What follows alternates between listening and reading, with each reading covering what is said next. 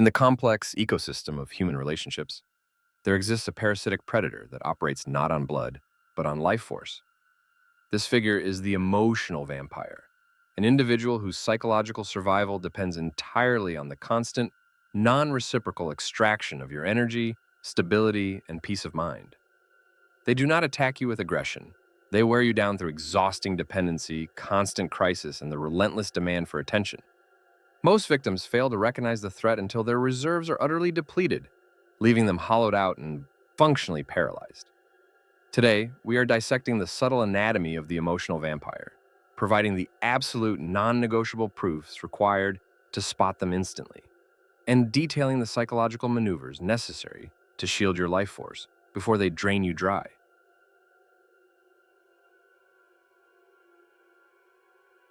The first, most definitive proof of the emotional vampire is the aura of perpetual crisis. Their life is not an occasional struggle. It is a relentless, chaotic drama, and they're always the central, suffering protagonist, unable to exist without high emotional stakes. This is not genuine misfortune. It is a weaponization of crisis designed to secure your immediate, non-stop attention and energy through the psychological mechanism of the crisis hook. The vampire instantly draws you in by presenting a problem so immediate, so disproportionate, and so seemingly desperate that your protective instincts, your empathy, your sense of obligation, are immediately activated. And they never present a problem with a possible solution. Only problems that demand sympathy, time, and immediate rescue. For example, they don't call to discuss a job interview.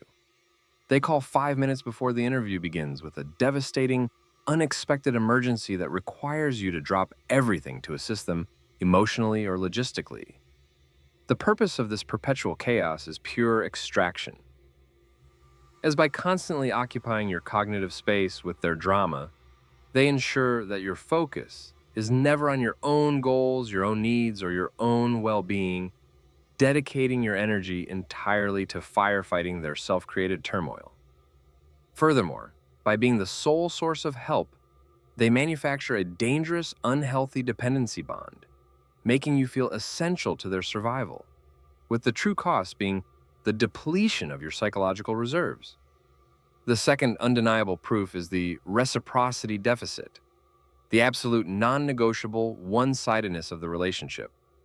As the emotional vampire functions as a transactional black hole, where energy flows in and is immediately absorbed, but absolutely nothing of substance, support, or emotional energy ever flows back out. Observe their conversational patterns, for the emotional vampire is a master of the self-centered monologue, dominating every exchange with their concerns, their opinions, their stories, and their suffering. If you manage to interrupt their narrative to introduce a minor success or a small struggle of your own, they will allow a minimal, perfunctory acknowledgement before expertly flipping the conversation instantly back to their preferred topic, usually with a phrase beginning with, "Well, I have it worse because," or "That reminds me of when." This deficit is not due to forgetfulness or poor manners. It is a structural necessity, as reciprocity, genuinely listening, genuinely offering support, or genuinely celebrating your success, requires them to expend energy and attention. And since their psychological programming is entirely dedicated to extraction, any expenditure of energy on your needs is seen as a loss. The damaging consequence of this deficit is the devaluation of your experience, as by consistently dominating the narrative and invalidating your struggles, they train you to believe that your life, your problems, and your emotional reality are less important than theirs, ultimately diminishing your self-worth and reinforcing their predatory control over the emotional agenda. The third sign confirms the malicious intent. The emotional vampire acts as a boundary corrosion agent, viewing your personal, emotional, and temporal limits not as respectful fences, but as challenges to be systematically degraded and violated. They do not violate your boundaries with dramatic, easily identifiable cruelty. They violate them with persistent, exhausting insistence and guilt. For example, if you establish a clear boundary, they will immediately respond by expressing intense shock, profound disappointment, or even feigning emotional devastation. "I can't believe you would abandon me during this one moment of need After everything I've done for you, they manipulate your empathy to create immense guilt around the concept of self-protection. And their strategic goal is the erosion of your autonomy, as they need you to feel emotionally penalized every time you try to assert your independence. By making the enforcement of a boundary more psychologically taxing than simply capitulating, they ensure your consistent compliance. As each time you concede, the boundary softens further until you possess no recognizable perimeter at all. Recognizing the emotional vampire is only the first step. The successful counterstrike requires a complete surgical re-engineering of your behavior to make yourself an unprofitable energy source, starting with the Gray Rock Protocol to de-aura the crisis. Since the vampire feeds on high emotional output, you must deny the fuel by adopting absolute emotional flatness, implementing the act of becoming the most boring, emotionally unresponsive object in their world. When they introduce a crisis, your tone must be neutral, your eye contact minimal, and your responses must be short, factual, and devoid of any energy, refusing to offer solutions, pity, or panic.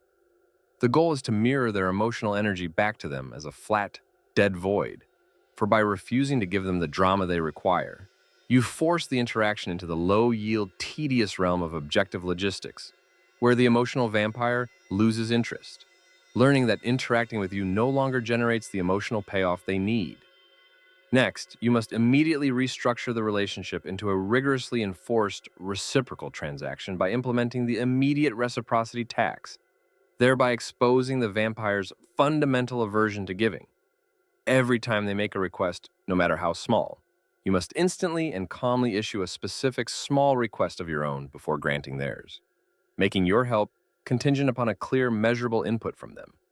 For example, if they need you to listen to them vent for an hour, you state, "I can do that, but immediately afterwards, I need you to commit to helping me organize my files for 30 minutes. If you can agree to that, I'm happy to listen." The vampire will resist this, using shock, guilt, and emotional manipulation to avoid paying the tax. But their resistance itself becomes the proof of their intent, providing you with a clean, logical reason to disengage. You teach them that access to your energy now comes with an immediate, non-negotiable cost. Finally, since the pattern of boundary corrosion is consistent, the only effective long-term defense is the hardline boundary enforcement, which requires you to establish one or two absolute non-negotiable boundaries and then defend them with zero emotion and zero negotiation.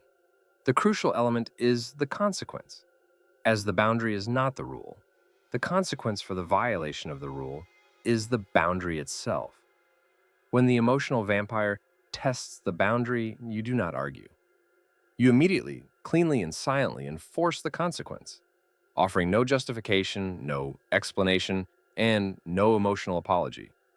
For instance, if your boundary is no discussion after 8 p.m. and they call it 8:15 p.m. to discuss money, your enforcement is simply to state, "It is past 8 p.m. I am hanging up now. We will resume this conversation tomorrow," and end the call.